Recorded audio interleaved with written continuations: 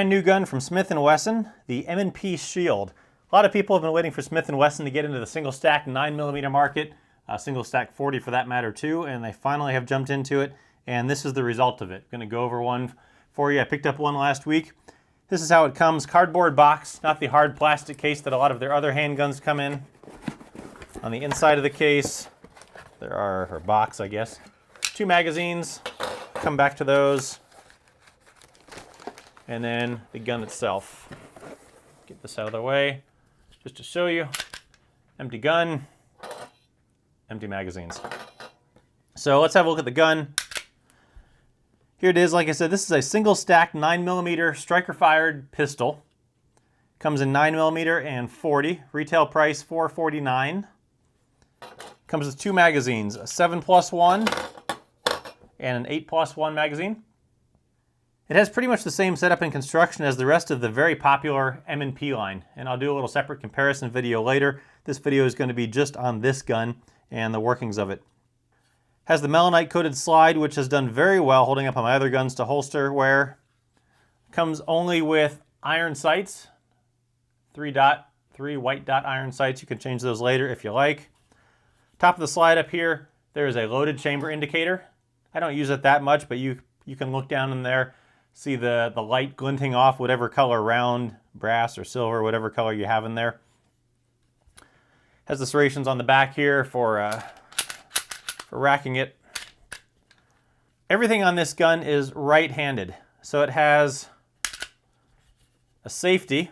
Comes with a safety. Right now there's no choice for no safety. Safety there. The slide lock here. And then the takedown lever. Takedown on this gun, same as the rest of the line. Push the takedown lever forward. And then 2 options for this. You can either reach in there on the inside and pull down that little lever in there, or alternatively, bring the slide forward. When you get it forward, if you're comfortable pulling the trigger and know that it's empty, at this point you can pull the trigger, take the slide off. The inside, dual recoil spring. That's going to help with the recoil since this is a little bit smaller gun.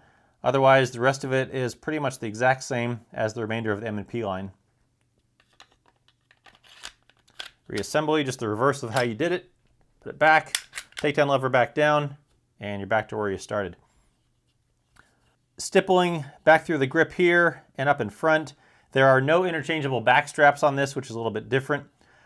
The stippling does extend up on the underside of the trigger guard, and the magazine release, again, only right-handed.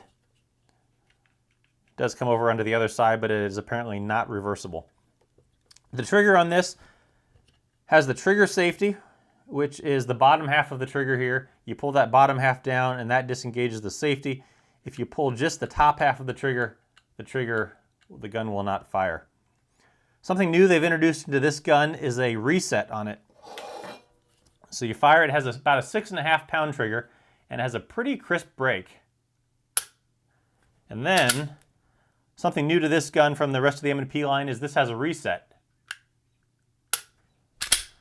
It's both a palpable and an audible one.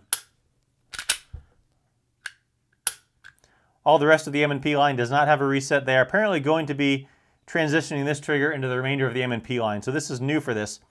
The trigger, it has a pretty crisp break. I would like that, I think, just to be just a little bit lighter. The pre-travel, just give you distance, is to there. And then post-travel, not very far. The reset, right there. So there's the trigger for you. It's a pretty nice trigger. It's very comfortable. It's smooth. There's no serrations on the trigger, so it's very comfortable on your finger, unlike the Glock triggers, which I honestly just don't care for. The target trigger on the Glock 19 and 23. But so smooth trigger. The magazines, like I said, 7+1 and 8+1. The 8+1 magazine has this little piece on the bottom of it. It's very similar to the X grip, if you've seen that on some of the other M&P magazines that you can get. They just basically slid that down onto there. Putting the magazines in the gun.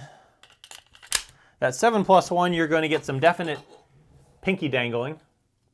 It's not horrible. You can kind of get your finger on there, but you're going to get some dangling. Magazine release, by the way, works very well. Very easy to press. It sticks out just enough so you can get your thumb to it, and then the magazines shoot right out. Unlike some of the other guns like the XDs, which I think are very hard to press, and then the magazine comes out to about there. So very nice on the magazine release, which is pretty much consistent throughout the M&P line. The larger magazine, the 8+1, has room for your whole hand on there. So it's very comfortable in the hand. So the place where people are going to get their money's worth out of this gun is in the width. The nice thing about this gun is it's a single stack gun, and it is less than an inch thick, 0.95 inches, the entire length of the frame. So it is going to carry thinner. You're going to be able to carry it closer to your body. If you're putting it inside the waistband holster, it's going to be another definite advantage there. Or even if you're putting it in a shoulder holster, the overall thickness is going to be a nice advantage there. So how is it to fire this gun? Well, overall, it's very nice. The recoil in this, at least in the 9, I've not fired the 40, the recoil is extremely manageable. I think due, at least in part, to that dual capture recoil spring that they have in there that helps absorb some of that recoil. Also, this gun is not really a light or a small gun. It's not like one of those small pocket pistols, those small 380s, where the recoil is quite a bit due to the size of the gun. This gun has some decent heft to it, some decent size to it, and that's also going to help absorb some of the recoil. The trigger on this, it's a fairly firm break.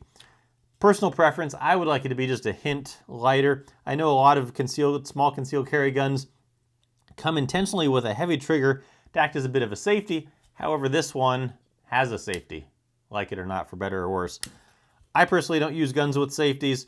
I treat the trigger itself as a safety. I don't want it to go off. I don't want it to fire. I don't pull the trigger. But it comes with a safety. Depending on how you're going to carry it, I guess that could be useful. And for that, I would prefer just a hint lighter break. Again, personal preference though. Everyone has its own preference.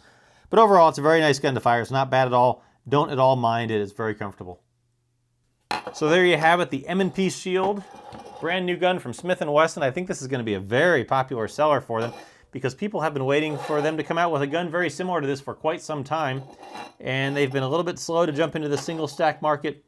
And finally, they've come out with this in both a single stack 9 and 40. So check them out, the M&P Shield.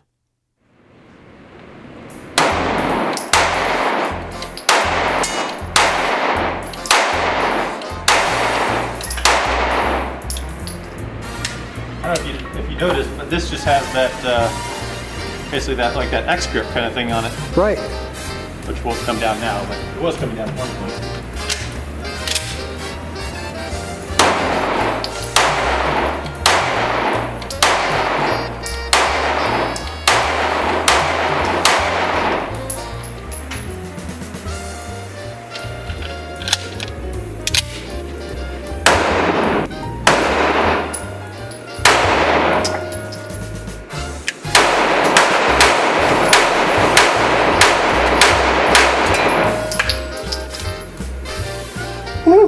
Hot press. Hot press.